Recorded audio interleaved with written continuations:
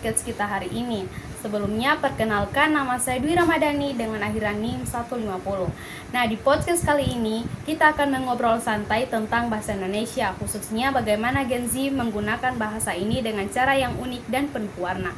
Yuk kita gali bersama cerita pengalaman dan pandangan seru seputar bahasa yang kita cintai ini.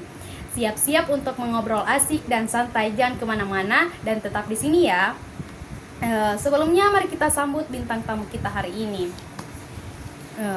Hai, perkenalkan nama saya Natasha Aulia Putri dengan akhiran NIM 036. Oke, jadi itulah sedikit perkenalan nama dari bintang tamu kita. Sebelum kita mulai podcast hari ini, saya sebagai host akan menjelaskan sedikit latar belakang bagaimana cara Gen Z mempengaruhi dan berinovasi dengan bahasa ini. Gen Z dikenal dengan gaya bahasa yang lebih santai, banyak menggunakan bahasa gaul dan campuran dengan bahasa asing, terutama bahasa Inggris. Misalnya kata-kata seperti santuy, gabut, cringe, dan FOMO yang kini sudah jadi bagian dari keseharian. Namun, tentu ada tantangan juga terkait bagaimana tetap bisa memakai bahasa Indonesia yang baik dan benar, terutama dalam konteks formal. Nah, di podcast kali ini kita akan membahas serunya dinamika tersebut, cerita dari kamu yang bisa relate, serta pentingnya menjaga keseimbangan antara ekspresi diri dan pelestarian bahasa Indonesia yang kita cintai. Sebelum kita mulai, jangan lupa follow podcast ini supaya kamu nggak ketinggalan episode seru berikutnya. Oke, langsung saja kita mulai dengan pertanyaan pertama. Bye. Nah, kita masuk ke pertanyaan pertama. Bagaimana pendapat kamu tentang perkembangan bahasa Indonesia di era digital sekarang? Jadi pendapat saya itu tentang perkembangan bahasa Indonesia di era digital itu kini dipengaruhi budaya digital yang cepat dan dinamis, mendorong penggunaan singkat, slang, emoji, dan meme untuk komunikasi yang efisien. Namun tetap diperlukan juga keseimbangan agar bahasa baku tidak tergerus. Menurut kamu, apa tantangan terbesar dalam menggunakan bahasa Indonesia yang baik dan benar di kehidupan sehari-hari? Tantangan terbesarnya itu adalah menjaga kebakuan bahasa Indonesia di tengah derasnya penggunaan bahasa gaul dan campuran bahasa asing, terutama di media sosial yang sangat mempengaruhi gaya bahasa Gen Z. Oh, begitu. Iya. Pernahkah kamu merasa bingung membedakan kapan harus menggunakan bahasa baku dan kapan menggunakan bahasa gaul? Iya, pernah bingung membedakan antara bahasa baku dan bahasa gaul. Memang sering terjadi karena bahasa gaul itu lebih santai dan ekspresif. Namun kesadaran akan konteks situasi formal dan informal itu harus terus diasah. Baik. Apa kata atau istilah bahasa Indonesia yang menurut kamu keren tapi sering dilupakan atau jarang digunakan oleh generasi sekarang? Kata atau istilah keren yang sering dilupakan biasanya itu kata-kata baku yang jarang digunakan karena tergantikan oleh singkatan atau slang. Contohnya kata-kata sastra atau istilah resmi yang jarang dipakai dalam komunikasi sehari-hari. Nah, bagaimana cara kamu melestarikan penggunaan bahasa Indonesia yang baik di tengah gempuran bahasa asing dan bahasa gaul? Cara saya melestarikan bahasa Indonesia adalah dengan memberikan edukasi kreatif dan kolaborasi dengan influencer serta penggunaan platform digital pembelajaran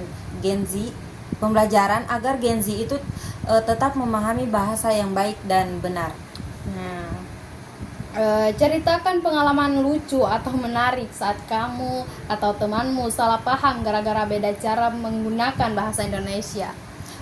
Pengalaman lucu yang sering terjadi ketika ada salah paham akibat beda gaya bahasa antara generasi muda dan yang sering memakai bahasa gaul dan generasi tua yang memakai bahasa baku. Apa pesan kamu untuk pendengar podcast tentang pentingnya menjaga bahasa Indonesia tetap hidup dan berkembang? Jadi pesan saya itu bahasa Indonesia di era digital diprediksi akan terus berkembang dengan adanya bahasa campuran, singkatan, dan inovasi kreatif. Namun perlu juga upaya menjaga keseimbangan supaya bahasa nasional itu tidak tergerus. Ya, baik. Bagaimana perasaanmu saat pertama kali belajar tata bahasa Indonesia yang benar di sekolah? Perasaan saya ketika belajar tata bahasa Indonesia biasanya campuran antara rasa penasaran dan tantangan, terutama untuk memahami kaidah yang kaku dibandingkan bahasa sehari-hari yang lebih santai. Ya, baik. Eh, apakah menurutmu media sosial membantu atau justru mempersulit kita dalam menggunakan bahasa Indonesia yang baik? Media sosial itu bisa membantu memperkaya bahasa Indonesia karena memberi ruang ekspresi, tapi juga mempersulit karena membawa tren bahasa asing dan bahasa gaul yang sering bertabrakan dengan kebakuan bahasa Indonesia. Ya, baik. Apa kata favoritmu dalam bahasa Indonesia dan kenapa kamu suka kata itu? Kata favorit itu sering kali kata yang mudah diingat dan menyenangkan. Misalnya kata-kata yang pendek, unik, atau punya makna tertentu yang relevan dengan keseharian kita. Nah, baik. Bagaimana kamu menanggapi fenomena bahasa campuran dalam percakapan sehari-hari seperti bahasa campuran Indonesia dan bahasa Inggris? Bahasa campuran seperti code switching itu bisa digunakan Gen Z agar komunikasi terasa lebih fleksibel dan ekspresif. Tapi sering juga paham kapan harus kembali menggunakan bahasa Indonesia yang baku. Apakah kamu punya tips atau cara supaya kita tetap bisa fasih dan cinta menggunakan bahasa Indonesia dalam kehidupan sehari-hari?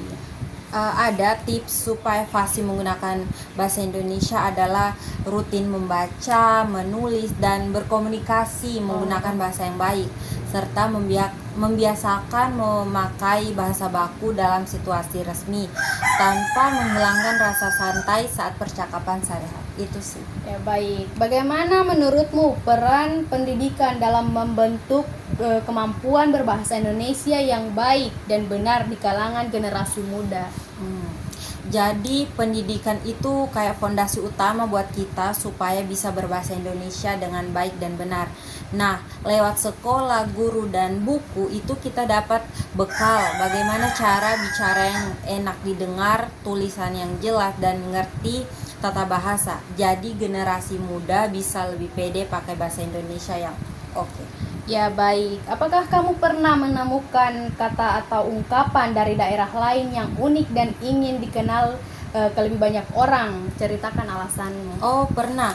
Ada satu kata unik itu dari Minangkabau. Namanya Allah, artinya sudah. Asiknya kata ini itu simple dan sering dipakai sehari-hari. Saya pengen sekali kata ini makin dikenal supaya bahasa daerah kita itu tidak cuma hilang tapi terus hidup dan dibanggakan. Ya, baik, kita masuk ke pertanyaan terakhir. Bagaimana cara membuat materi pembelajaran bahasa Indonesia yang menarik agar para pembelajar lebih semangat dan tidak bosan belajar? Oke, biar pelajaran bahasa Indonesia itu tidak bikin bosan, biasanya saya sarankan pakai cara yang seru-seru. Misalnya main permainan kata, diskusi asik sama teman, atau nonton video lucu yang nyambung sama materinya, atau cerita dari pengalaman kita sehari-hari.